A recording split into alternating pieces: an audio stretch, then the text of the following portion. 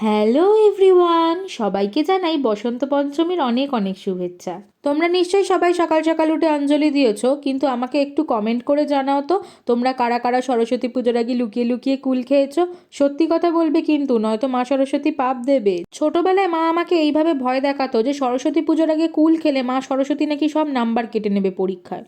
তা যাই হোক, এই কুল বিতর্ক বাদ দিয়ে অপরাহ্নকালে আমি আর আমার সখী বেরিয়েছিলাম পৃথিবীর বৃহত্তম মা সরস্বতীর মূর্তি দেখতে।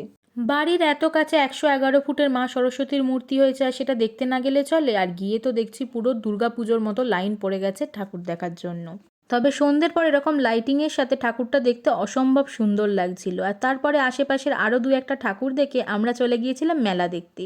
এই পৃথিবীর সবচেয়ে বৃহত্তম 111 ফুটের সরস্বতী মূর্তি হয়েছে বাটানগর নিউল্যান্ডে। তোমরা যারা দেখোনি তারা কিন্তু এখনো গিয়ে দেখে আসতে পারো। আমরা একটু মেলা ঘুরে বাড়ি চলে এলাম। দেখা হচ্ছে নেক্সট মিনি ব্লগে। Bye bye.